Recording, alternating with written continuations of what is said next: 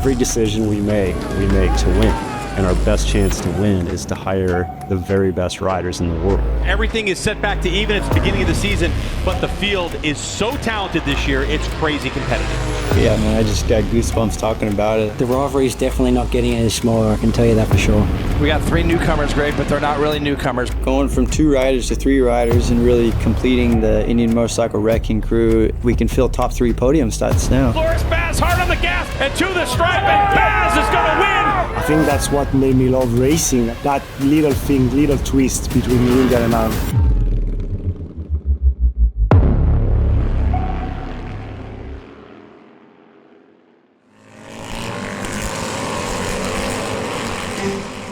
As soon as Indian made its first motorcycle, they raced it, like immediately from the prototype onward. Racing's always been an important facet of the Indian motorcycle business in product development and making the bikes better and faster and more reliable. Indian Motorcycle is racing. It's in our DNA. It goes way back to when we started. We bring our best innovation to the bikes that are on the track, and then we bring that to the street. Indian Motorcycle was forged in racing. Hendy and Hedstrom met at a racetrack. Hendy was a prolific bicycle racer. Hedstrom was an amazing engineer. Hedstrom made pacing motorcycles that would go out in front of the bicycles and essentially block the wind. Lo and behold, he built the most reliable cycle pacers of all. George Hendy saw one of his pacers in a race and approached Hedstrom, and a conversation began, and the idea of creating not just a pacing cycle but a motorcycle company arose from that conversation. You got a great bicycle manufacturer, you got a great engineer, stick them together, you've got Indian Motorcycles. I mean, that was the first time you really exposed a larger audience for what today is known as a motorcycle. Before that, it was a novelty. So that's where he developed the original Indian prototype. And that prototype was so good, basically, it became the first Indian motorcycle of 1901. Indian was all about going fast, and that pushed innovation, that pushed progress. Motorcycle racing in the early part of the century was either road trials or on dirt tracks. As you can imagine, these bikes that had really crude front suspension and no rear suspension was a little wonky on those dirt tracks, but it encouraged the development of faster racing motorcycles. When you look at what Hedstrom actually did in those early days, how he took a motor and started improving it, and they ran really, really good, and they were fast, and Hendy saw it. Indian introduced total outer space technology. They built their first 8-valve, overhead valve racing motor in 1911. They were raced in the United States, they were breaking speed records all over the country, they were even raced in Europe.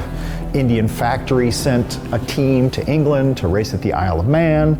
Indian began its worldwide footprint and was in fact the largest motorcycle factory in the world by 1911. This was high tech back in the day. This was state of the art. And this kind of spirit and mentality, it's the foundation of the company, and it feeds into everything we do also today. 2025 marks the return of the Indian Motorcycle Wrecking Crew. It was an amazing group of guys back in the late 40s, early 1950s that anytime they showed up at a flat track ruined everybody's weekend. And now we've got it again with Loris Baz, Troy Herfoss, and Tyler O'Hara. As well, Loris Baz on the bike this year as well. Big change for the team. Making his move over, going to compete for the full season here in Mission King of the Baggers for Indian. I grew up all my life in the racing. I'm named Loris because of Loris Capirossi. He's been world champion 125 in 91.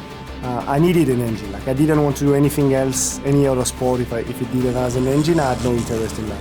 I always said I'm going to be a professional motorcycle racer when I was 6, so I guess it's what it is.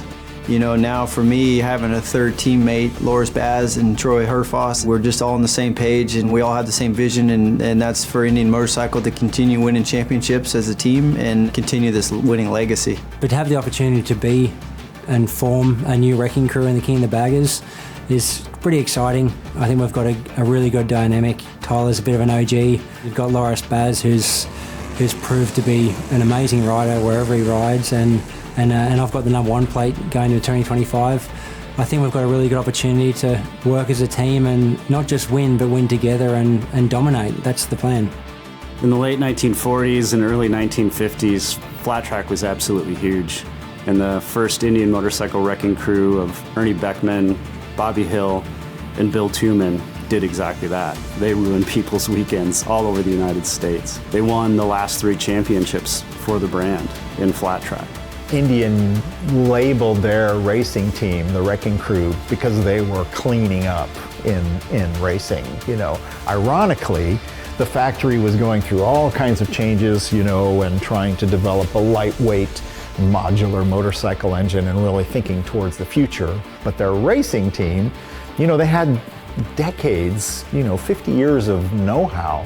So yes, they threw money, tuning expertise, parts, everything behind this crew, and they were incredibly successful. Indian had every right at that point to call their team the Wrecking Crew because they were clearing out.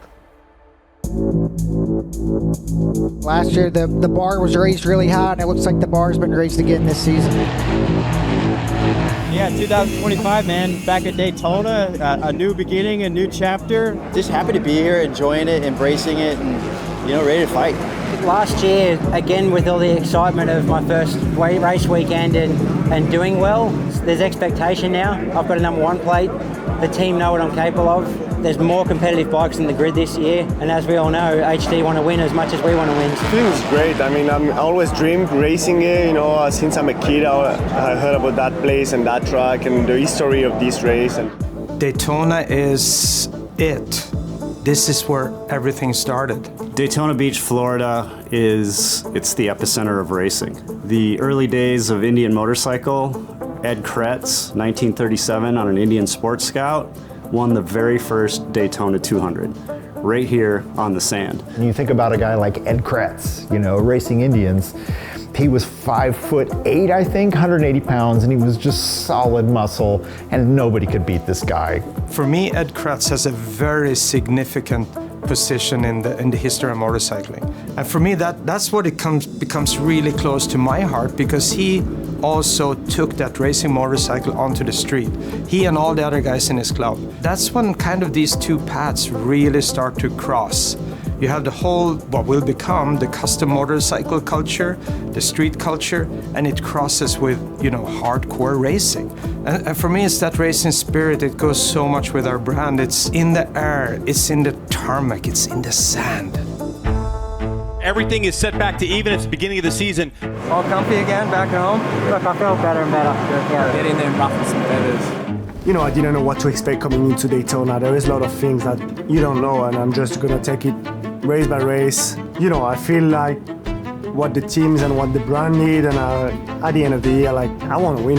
So the lights go off. Here we go. We're going racing. It looks like Kyle Wyman got a good launch, and he's going to hold the inside line, and it's going to be the 33 who leads us into turn one. Oh, man. And an accident. Down goes a couple riders. Loris Baz and James Rispoli, two veterans of racing in Europe, down in turn number one. Yesterday was a tough day at Daytona for the new Indian Motorcycle Wrecking Crew. I mean, right off the start, turn one, Loris Baz gets slammed into by James Rispoli. High sides him, injured, stitches. I just want you to have a good start and try to be right behind Kyle and Troy after turn one, and that's exactly where I was. It doesn't look so big when you see it, but like the impact I was like, yeah, really big, and I had a massive cut in my elbow, 5 or 6 stitches there, and yeah, it was pretty banged up everywhere, but yeah, there's nothing we can do, you know, so you just look in the future, and the future is race 2, and then next run in Atlanta. But now it's time to get after this 8-lap affair for Mission King of the Baggers, race number 2. Here we go when the lights go off. Clutches are out, we're rolling. Here's turn number 1. It's a left turn, Kyle Wyman bends it in. Loris Baz looking for some room on his teammate. Come on. This guy won the championship with grit last year. The number 1 SNS Indian motorcycle, that's on a Challenger. Troy Herfoss goes onto the banking, and we're gonna see how these two American Iron machines face up on the high banks of Daytona. We got all the factory Indians and all the factory Harleys. Oh, Bradley Smith! Bradley Smith tips off. So this is all racing as Kyle takes over the lead from Herfoss.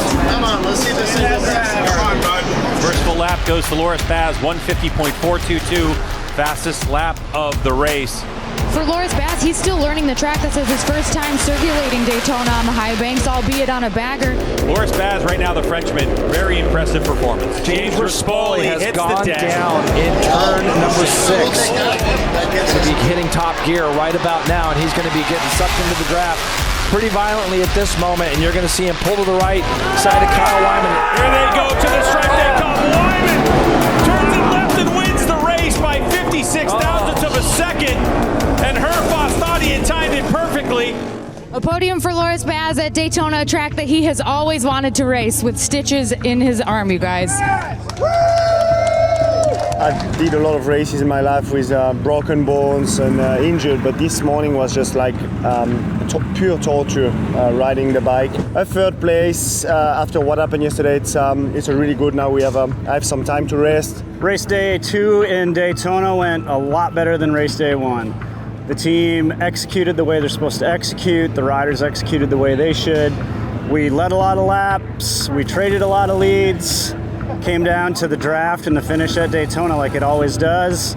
We came up just a little bit short. But honestly, overall, coming in 2nd, 3rd, and 4th, we got to take what we learned today versus day 1 and take that into Atlanta and do even better.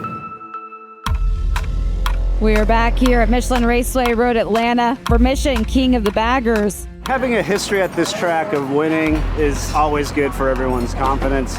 Having a history of winning in the rain, is always good for everybody's confidence. It's a challenging track. I love the layout, I love the track, but you need to feel confident with the bike, and the bike needs to give you the trust to push. I've never been really lucky in this track, but I loved it, so we're gonna try to turn the luck around this weekend.